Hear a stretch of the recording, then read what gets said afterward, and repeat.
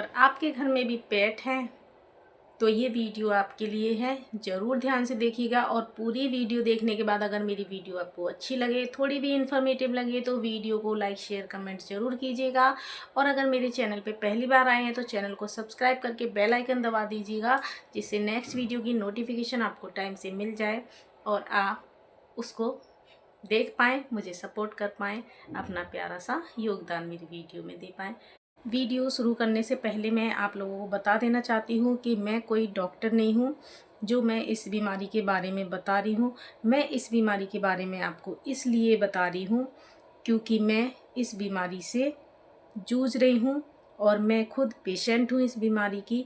तो इस बीमारी में कैसा कैसा फील होता है, क्या क्या ट्रीटमेंट होता है, क्या टेस्ट होता है, ये बीमारी क्यों होती है, कैसे आती है, इसके बारे में ये डिटेल्ड वीडियो है। सभी को इसके बारे में अवेयर होना चाहिए, इसलिए मैं आप लोगों के साथ ये वीडियो शेयर कर रही हूँ।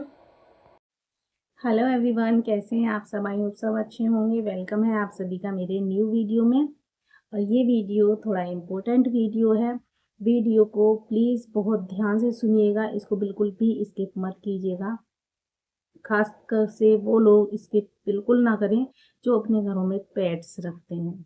ये वीडियो मैं उन लोगों के लिए बना रही हूँ जिन्होंने स्पेशली मुझको कहा था कि जब आपका जॉइंटिस वाला रीज़न पता चल जाए कि आपको जॉइंटिस क्यों हुआ है तो प्लीज़ शेयर कीजिएगा, बताइएगा कि किस वजह से जॉइंटिस हुआ।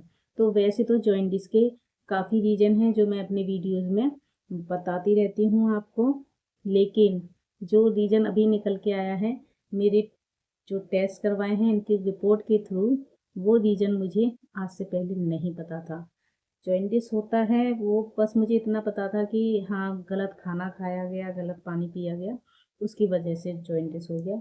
लेकिन ये जो रीज़न है आज की वीडियो में मैं बताने वाली हूँ, वो मैंने कभी नहीं सुना और ना मेरे घर में कभी किसी को हुआ।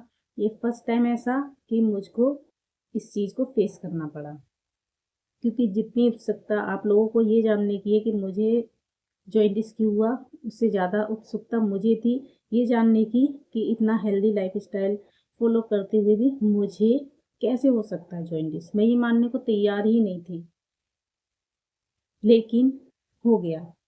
अब वो क्यों हुआ,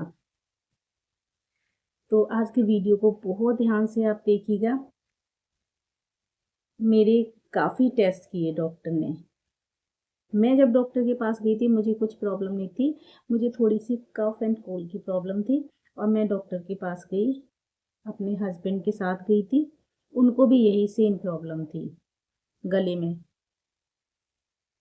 तो डॉक्टर ने मुझे देख के बोला कि आप तो मुझे पीले दिख रहे हो, आप अपना ना चश्मा उतारो, मैं मुझे आपकी आईज चेक करनी है। तो उन्होंने आईज चेक की और उन्होंने कहा कि सर आप इनकी ना टेस्ट करवा दीजिए, मुझे ऐसा लग रहा है कि इनको जॉइंटिस हुआ हुआ है। तो ये भी एक अच्छी बात थी कि डॉक्टर ने तुरंत से मतलब मेरे को नोटिस किया और मुझे जल्दी से जल्दी ये टेस्ट करवानी पड़ी। नहीं तो ये जो प्रॉब्लम है ना, ये जानलेवा भी हो सकती है, आपकी जान भी जा सकती है। इस तरह की ये बीमारी है। तो ये काफ़ी टेस्ट कर लिए, उसके बाद भी डॉक्टर को कुछ नहीं समझ में आया क्योंकि सारी रिपोर्ट ठीक ही आई थी। केवल बिलीरुबिन की रिपोर्ट गलत आई थी। बिलीरुबिन मेरा 3.67 कुछ था, काफ़ी हाई था। तो उसके बेसिस पे ये तो क्लियर हो गया कि मुझे जॉइंटिस है, लेकिन अभी भी ये क्लियर नहीं हुआ था कि जॉइंटिस किस कारण से है। उन्होंने ये भी जानना चाहा आप क्या खाते हो पीते हो, तो मैंने डेली रूटीन जो मेरा है वो मैंने उनको बता दिया कि मैं ये खाती हूँ, ये पीती हूँ, मेरा लाइफ स्टाइल ये है। यहाँ तक कि मेरे दिमाग में भी कुछ कुछ आने लगा। मैंने कहा हल्दी वाली चाय मैं पीती हूँ, कहीं उसकी वजह से तो नहीं ऐसा हुआ है। तो उन्होंने कहा नहीं, ऐसा नहीं होता है, हल्दी वाली चाय से नहीं हो सकता है, कुछ और रीजन है, ढूंढना पड़ेगा। उन्होंने मेरे काफ़ी टेस्ट कर लिए, सब कुछ normal, hepatitis A normal, hepatitis B non reactive, hepatitis C, hepatitis E. तो सारे टेस्ट करने के बाद भी जब उनको कुछ नहीं समझ में आया, फिर उन्होंने मुझे फाइनली 9 टेस्ट करने को दिए। कहा कि अब मैं ये पता करूँगा कि आखिर ये हुआ क्यों है, मेन रीज़न आपको पता चल जाएगा, लेकिन इनकी रिपोर्ट जो है थोड़ा लेट आएगी। तो मैंने 10 तारीख को टेस्ट करवाया था और 10 से 16-17 तक मेरी रिपोर्ट आई। अभी भी मेरी एक रिपोर्ट रह गई थी, लेकिन मैं डॉक्टर से विजिट करके आ गई और हमारी बात हो गई कि हम व्हाट्सएप पे भेज देंगे जो भी रिपोर्ट आएगी। लेकिन जो रिपोर्ट्स आ गई थी उनसे ये क्लियर हो गया था कि मुझे प्रॉब्लम क्या है और मेरी बीमारी का रीज़न क्या है। तो उन्होंने मेरा एक टेस्ट लिखा था। जो भी टेस्ट लिखे थे ना, मैं 2 टेस्ट बताती हूँ। ये 9 टेस्ट मेरे लिखे थे और 9 में 2 टेस्ट जो महंगे टेस्ट हैं और स्पेशल केस में ही वो किए जाते हैं। तो एक था मेरा ये एंटी न्यूक्लियर ABIFA टेस्ट, ये टेस्ट करवाया। और एक मेरा ये लेप्टोस्पाइरिया IgM सीरम, ये टेस्ट। तो इसमें जो है दोनों ही टेस्ट महंगे हैं। ये वाला एंटी न्यूक्लियर एंटीबॉडी, ये वाला टेस्ट ज़्यादा महंगा था, लेकिन इसका जो रिजल्ट आया वो नेगेटिव आया। मैं आपको स्क्रीन पे दिखा दूंगी, पीछे डाल दूंगी स्क्रीन, तो आप देख लीजिएगा। तो वो नेगेटिव आया है। और जो आया है पॉजिटिव वो है मेरा लेप्टोस्पाइरिया IgM पॉजिटिव। इसकी रीडिंग होनी चाहिए 11 से कम और मेरी है 19.23, बहुत हाई है। बताती हूँ लेप्टोस्पाइरिया एंटीबॉडीज टेस्ट करवाया क्यों जाता है। एक जूनोटिक इन्फेक्शन है। अब सबसे पहले क्लियर कर दूँ जूनोटिक इन्फेक्शन क्या होता है। जूनोटिक इन्फेक्शन वो इन्फेक्शन होता है जो एनिमल्स के थ्रू ह्यूमन बीइंग्स में आता है या ह्यूमन बीइंग्स के थ्रू एनिमल्स में जाता है। मतलब इसको एक कैरियर चाहिए होता है, ये अपने आप से नहीं होता है। मोस्टली ये इन्फेक्शन होता है हमारे पेट्स से। तो जो लोग भी पेट्स पालते हैं अपने घरों में, वो बड़े ध्यान से सुनिए इस चीज़ को। जो आपके घरों में पेट्स हैं जैसे कि गाय, बिल्ली, कुत्ता, सुअर, घोड़ा, जो भी आप लोग पेट्स रखते हैं, तो ये जो डोमेस्टिक पेट्स होते हैं उनमें होता है ये बैक्टीरिया। ये बैक्टीरिया जब उनके ब्लड में पूरी तरह डेवलप हो जाता है, उसके बाद ये उनकी यूरिन के थ्रू, क्योंकि देखो पेट्स यूरिन कहीं भी कर देते हैं, वो तो वॉशरूम में जाके नहीं करेंगे यूरिन, जो कि इन्फेक्शन से बचे रहें। वो तो कहीं भी कर देते हैं, वो कर देंगे अपने पेड़ पौधों में कर देंगे, मिट्टी में कर देंगे। फिर उन पेड़ पौधों से या इन्फेक्टेड जो सॉइल है उसके थ्रू वो बैक्टीरिया पहुंच जाता है साफ़ पानी में, और उसके थ्रू फिर वो पास आउट होता है। फिर वो ह्यूमन बीइंग्स में जाके इन्फेक्शन फैलाता है। अब ह्यूमन बीइंग्स में भी इन्फेक्शन डायरेक्ट नहीं फैलाता वो। अगर आपकी बॉडी पे कहीं कट है, चोट है, तो उसके डायरेक्ट जब वो कांटेक्ट में आता है तो वो आपकी बॉडी में चला जाता है। दूसरा, वो आपकी म्यूकस मेम्ब्रेन के थ्रू भी आपकी बॉडी में जा सकता है, आपकी नाक के थ्रू, या आप कोई चीज़ आपकी गिर गई, कोई सामान आपका गिर गया खाने वाला, आपने उठा के खा लिया, बाई मिस्टेक कभी हो गया, आपने सोचा साफ़ है, लेकिन वहाँ पे अगर इन्फेक्टेड एनिमल ने वहाँ अपना यूरिन पास आउट कर रखा है तो वो आपके पेट में चला जाएगा। तो जो डॉक्टर ने मुझे बताया, मोस्टली उसने कहा कि जैसे कि रेट्स वगैरह हैं हमारे लोगों के घरों में घूमते रहते हैं, और उन्होंने आपकी जो है पानी में कहीं यूरिन पास कर दिया, और कैसे भी वो पानी आपने पी लिया, या आप कैसे भी करके वो पानी आपके मुंह में चला गया किसी भी तरीके से, या आप जो पानी जो आपका टैप वाटर है वो नहाते धोते आपके मुंह में चला गया।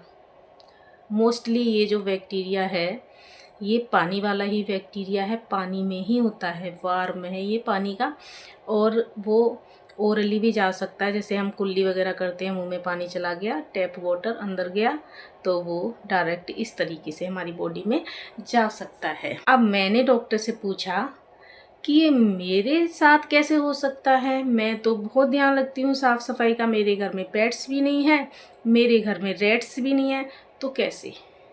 तो उन्होंने कहा टैप वाटर तो है आपके घर में, आपकी जो टंकी है उसमें किसी ने पेट ने, क्योंकि देखो दिल्ली में तो कैट्स वगैरह बहुत पाली जाती हैं, तो वो तो कहीं भी चली जाती हैं, तो कह नहीं सकते XYZ कोई भी रीज़न है, मुझे हुआ किसी ना किसी तरीके से मुझे हुआ।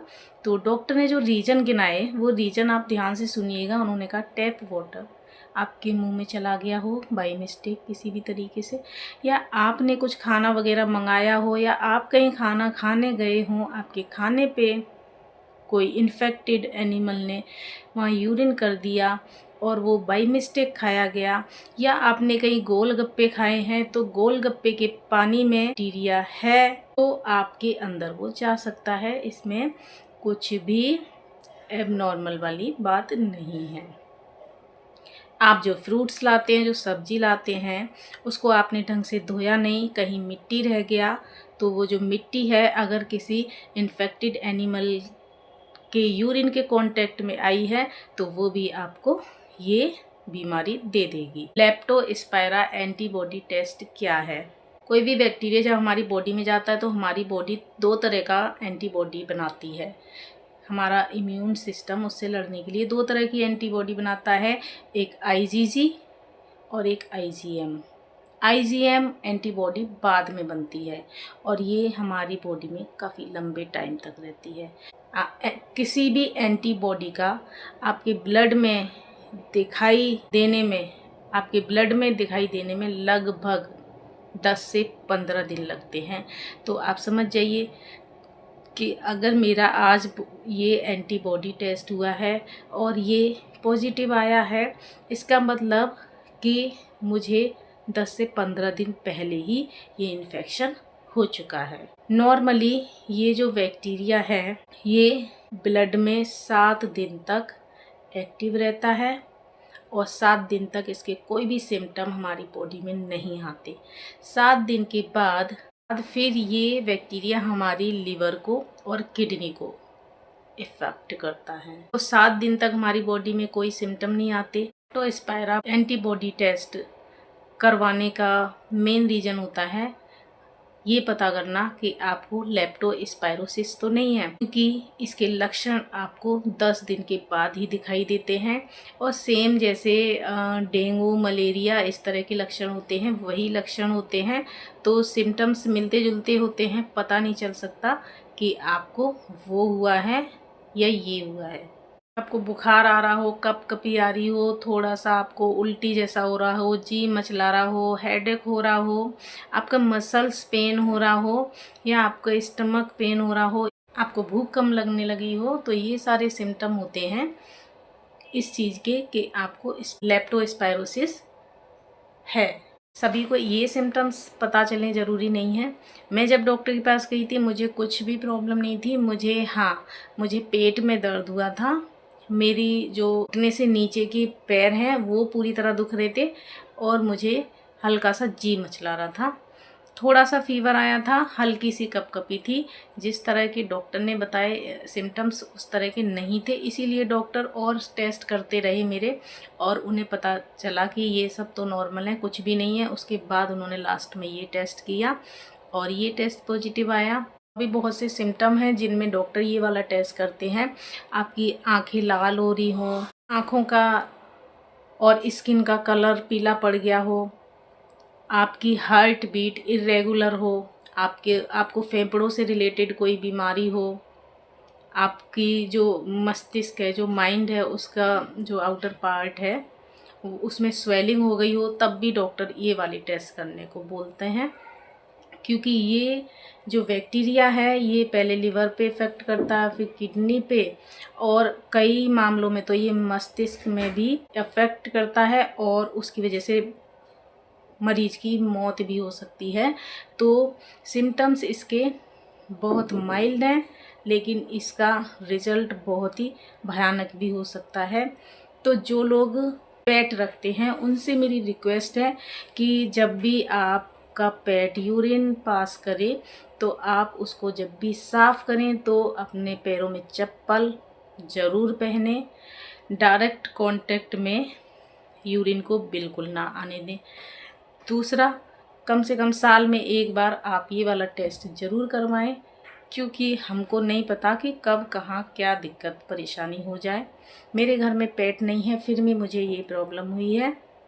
तो जो आप साफ फल लाते हैं, सब्जियां लाते हैं, उनको बहुत अच्छे से वॉश करें, उसमें मिट्टी बिल्कुल मत रहने दें, क्योंकि कभी अगर वो मिट्टी इन्फेक्टेड हुई तो वो आपको ये प्रॉब्लम दे सकती है। गंदा पानी कभी इस्तेमाल ना करें। और आप बाहर जो खाते हैं गोलगप्पे, उनको भी अच्छी जगह पे जाके, जहाँ अच्छी सर्विस मिलती है वहाँ जाके खाएं, ठेले पे बिल्कुल ना खाएं। तो यही मेरा आज वीडियो शेयर करने का मकसद था कि जो प्रॉब्लम मैंने फेस की है वो किसी और को फेस ना करनी पड़े। तो स्पायरा एंटीबॉडी टेस्ट आपका 1800 से 2500 के बीच में हो जाएगा। सिटी के अकॉर्डिंग इसकी कीमत आगे पीछे हो सकती है। मेरा पैनल में था तो मेरा 1000 रुपये में हो गया था ये टेस्ट, और दूसरा वाला टेस्ट मेरा 1600 रुपये में हुआ था। ये छोटी सी जानकारी लेप्टोस्पायरोसिस के बारे में और लेप्टोस्पायरिया एंटीबॉडी टेस्ट के बारे में। मिलती हूँ आपसे एक नए वीडियो में नए कंटेंट के साथ, क्योंकि मुझे अभी अपने को रिकवर करने में 1 मंथ लगेगा। तो जॉइंटिस से मुझे अभी रिलीफ है, मेरी कंडीशन अब बेटर है, लेकिन पूरी तरह रिकवरी मेरी 1 महीने में होगी। तो 1 महीने में मैं आपके साथ अब शेयर करूँगी 30 डेज़ 30 हेल्दी रेसिपीज़। तो आप वहाँ पे मेरे वीडियोस देखिए। उसके बाद फिर मिलती हूँ मैं 1 महीने बाद अपने वेट लॉस चैलेंजेस के साथ। तब तक आप लोग अपना ध्यान रखिए, स्वस्थ रहिए। वीडियो देखने के लिए बहुत बहुत धन्यवाद। फिर मिलेंगे, बाय बाय।